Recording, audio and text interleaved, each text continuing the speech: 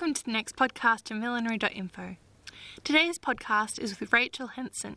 She's based in Canberra at her home studio where she creates pieces for theatrical work as well as other special occasions.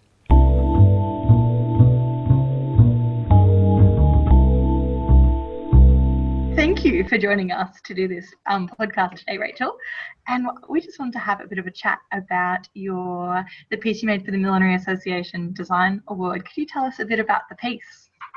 I knew you were going to ask this question, and it's not a particularly exciting answer. I really just wanted to make a hat that had some flowers on it. And I guess I was interested in making sure that I just used traditional millinery materials. I didn't want to, I just wanted to make a really nice wearable hat. Because the theme was evening, the fairly obvious choices for materials were velvet and silk. So that is what I concentrated on. I ended up making a bunch of flowers on a hat. It really is that simple. You know, there were multiple blockings in the piece, and I just concentrated on making something that was somebody would like wearing and that would look nice on the head. How did you first become interested in millinery? Yeah, and again, people ask me this, and it's a hard question to answer because I don't know that there was one particular moment where I thought, yes, that is what I want to do. I always looked at hats and they always fascinated me, I guess because when somebody puts a hat on their head, part of their personality gets enhanced, and because I didn't know anything about the materials, and I suppose that the sculptural aspect of hats really, really interested me. And so when I was looking around for how I could learn to make hats, and started a TAFE course in Canberra, but my training has actually been very patchy and all over the place up until the last few years. So, it was just that hats really can do something for someone. There's something mysterious about us and subtlety in a well-made hat that you think, how can it do that for somebody? But they do, and so that really attracts me. So how did you go about learning about millinery? Did you learn from someone specific, or it's been a bundle of kind of different mixes? I really wish that I'd had the experience I had a couple of years ago working in Philip Rhodes' workroom many, many years ago. I've been making hats for about 20 years now, and I initially started, like most people do these days, at TAFE.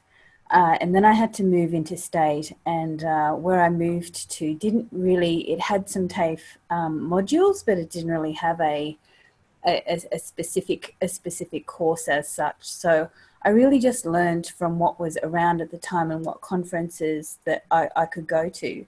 But honestly, up until, was it 2 or 3 years ago now, when I worked for Philip Rhodes for a season, for a spring racing season, that was the best training that I've ever had. And I can't tell you how differently I look at how I think about making and how I look at what I might design for a range. It just goes to show that every single day coming in and having to keep up with what's going on in the workroom and move through multiple things, there's nothing like just making hats every single day. And I was really fortunate when I was there, because I was there when some theatre work was going on. So Sleeping Beauty for the Australian Ballet was going through the workroom, and there was wholesale work going through the workroom as well as bespoke work. So I was very, very fortunate. I got everything, and I got to make hats with some ladies who honestly, they make beautiful hats. So what kind of hats do you make yourself, or do you enjoy making for your clients? What kinds of hats? Oh, look, that really is, that's about reading the client when they walk into the room. And being Canberra, there's multiple different, there's military events to racing events to weddings and just special occasions, people who just like hats. So it really depends on the person that walks in. And you read the personality when they walk in, look at the outfit that they got. And I do actually prefer that they already have an outfit with them. It makes it much easier. And then just go from there. I just make something suitable for them and for the occasion. Do you have stock on hand? Like, do you design a collection, or is it solely based on what they're walking through the door with, or their idea when they enter the studio? So I do. I'll make a range every year that will have a cohesive theme. It will be a range, but in terms of people walking through the door, it's unusual that they might pick something for the range. It does happen, but mostly it'll be bespoke for them at the time, and that's far more interesting as well. It's Sorry. And when you're designing range, how do you go about it? Do you have a particular process, or it just evolves as you're going along? How does that happen for you? I start thinking about it really early, and it's really important to look at what is going to come fashion-wise through the next season, colours, what kind of styles are going to be around, so that whatever I do is relevant to what's going on. I do try and keep the colours relatively neutral with some interesting splashes here and there. But honestly, I guess I just start thinking about it early, and then I will pick something that's relevant and go with there'll be a colour to tie it all together, or a particular thing that I've been working on that will tie it together. So I'll just make sure that it's usually a small range, but I'll make sure it's a proper range. And is most of that sold through your studio, or do you have shops that you retail through? Through me, there's a shop in Canberra that I sell through. Cardiff Collective, where a lot of local designers in Canberra and surrounds sell their wares through. I have a stockist in Melbourne, and I sell a few things online, but not a great deal. I think hats are so personal. I personally find it a hard thing to sell online, so I haven't really ever made a big push in that direction. I have a website, and I'm certainly happy to sell. I've certainly done the email back and forth and phone discussions, and then they get a surprise when they open up their box. But So a few stockists around the place, but it's mostly word of mouth. Do you do pieces for theatrical works as well, and operas and ballets yourself? I do work for some local Canberra theatre work. So it depends on what's being produced in the year. You would know yourself, some years, there's production after production, and then other years, there might only be one. So, there've been some local productions of Mary Poppins and The Little Mermaid, and if Wicked, had to do an emergency goat head once. That was exciting. Not many people can say that about their job, can they? I had to make an emergency goat head on the weekend.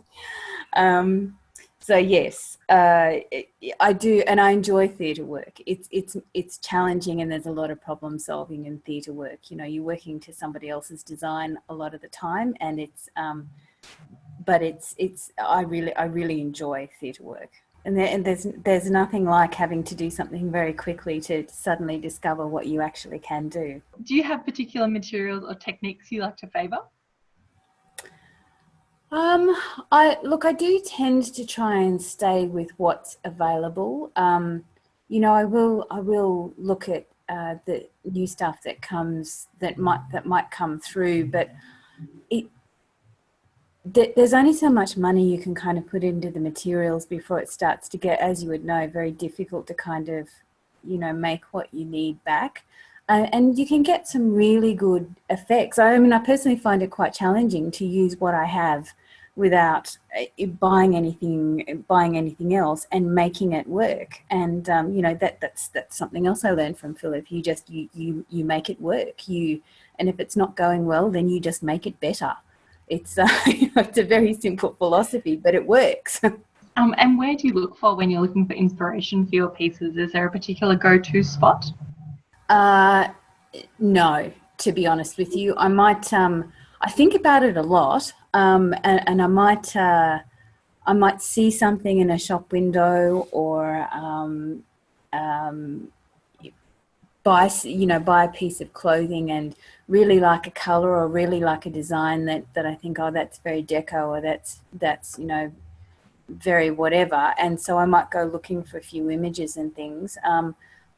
I don't have any particular go-to place. It's just whatever I have. I guess because I'm thinking about it a lot. I'll see something and it'll trigger an idea. And is there a fashion area you're most drawn to?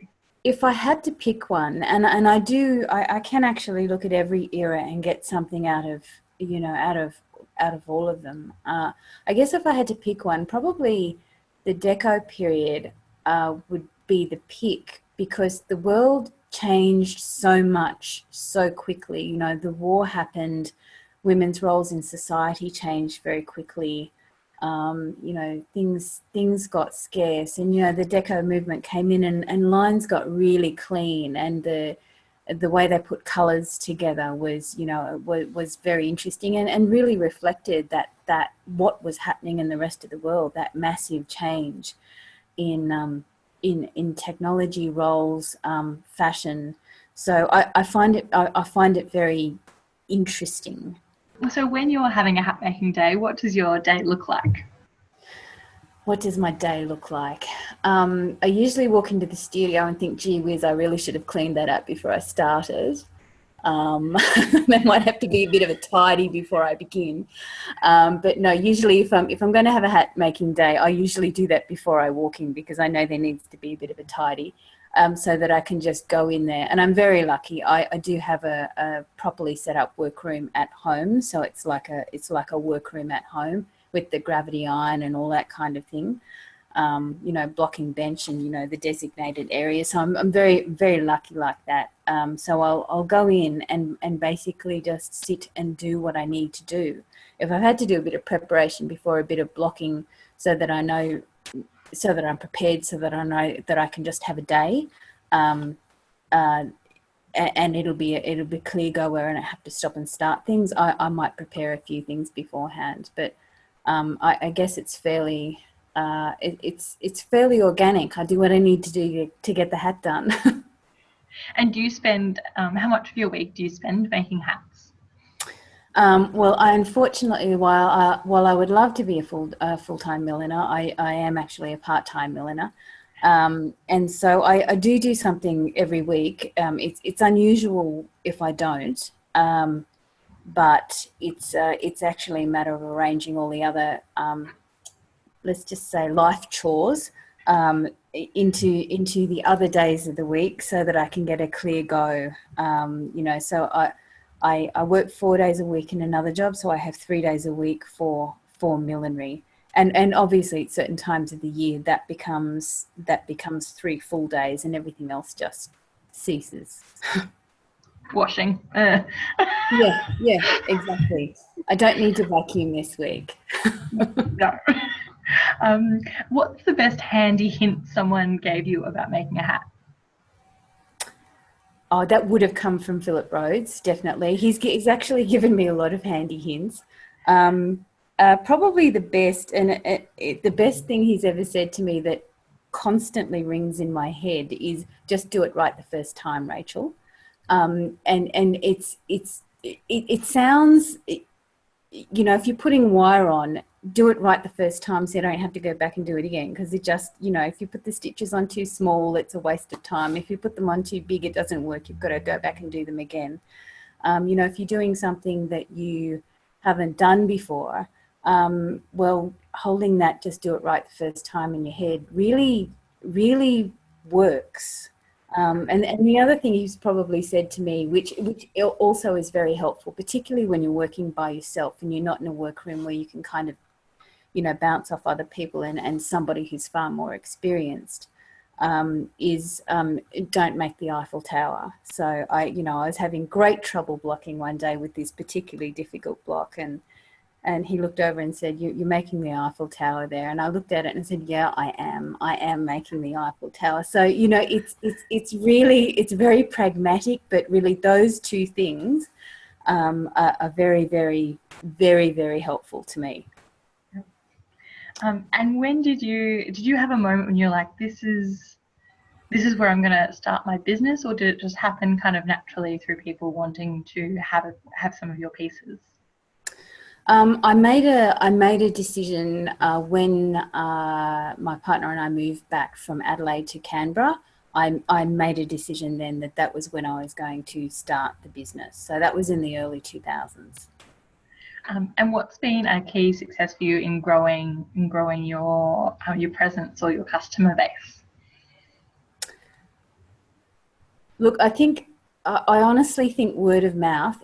I mean, I have an Instagram account and I have a Facebook account, and I do all of the things that everybody else does. But in all honesty, this business, word of mouth, is incredibly powerful, particularly because it spans so many different occasions, and because these days there aren't lots and lots of occasions where wearing a hat is a necessity. So if somebody needs something made, it's usually quite an occasion, and the first thing they'll do is say, does anybody know? So it's does anybody know anyone? So that's probably been the way that I've grown my business in Canberra. I've been lucky in that I've got to dress a few people and do a few high profile occasions, which is really nice. But that just generally word of mouth, that has been the way to go for me. Who would you most like to see wearing one of your pieces? I don't know that it's a person that I would. Yeah, I don't know that a celebrity or a name springs to mind. I guess because I really like working for theatre. It's more about character for me. So it's more about dressing a character, one of those, really abrasive old ladies like Lady Catherine de Bourgh in Pride and Prejudice, or King of the Gypsies, or King of the Beggars. Those kinds of characters where you really get to do something that speaks to their character. I think it's more about characters for me than, to be honest with you, anyone who walks in and puts on a hat that I've made them and is thoroughly delighted with, and you can see that lift. You know what I mean? You can see it when they put on their hat and they just love it. I'm really happy with that. I'm satisfied with that. That's why I like making hats. Do you have a most enjoyable commission that you look back, or piece that you made like, yeah, that was a highlight?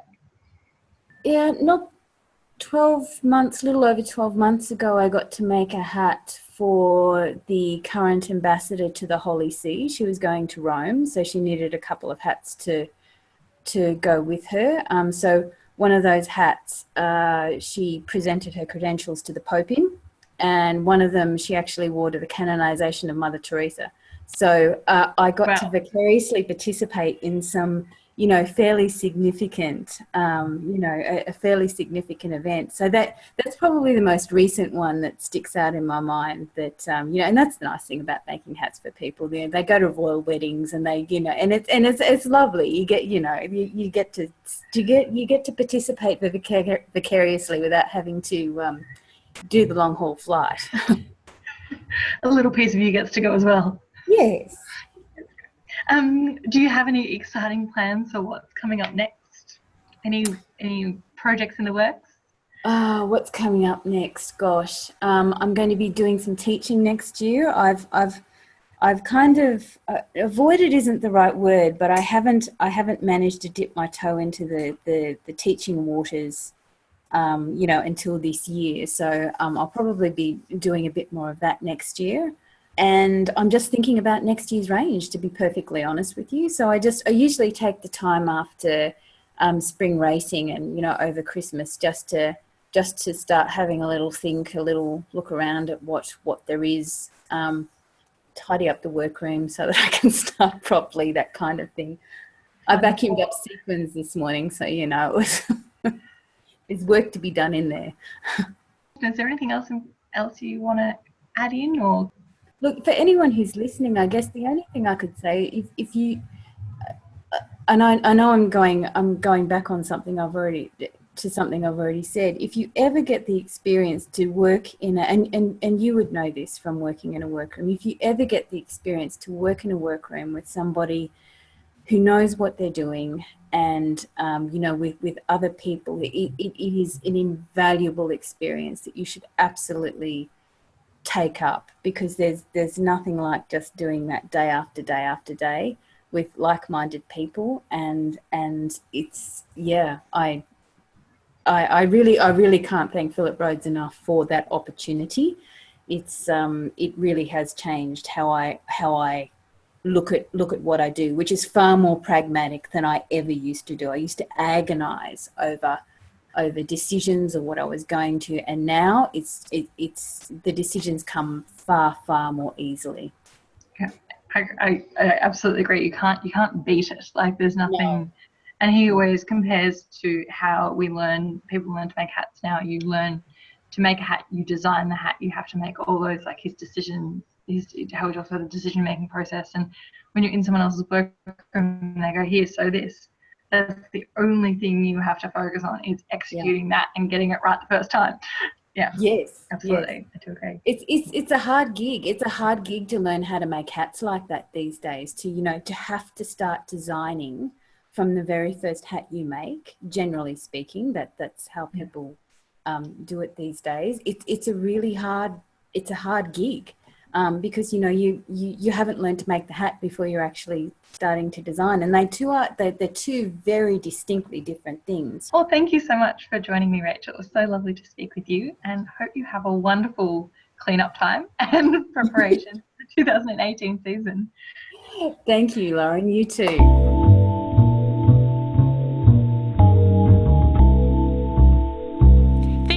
Us for this podcast. We look forward to bringing you another episode soon. If you've enjoyed this podcast, there's many ways that you can share it with a friend, through Instagram, Facebook, or send a link to our website or our SoundCloud. We look forward to speaking to you soon about some wonderful hats.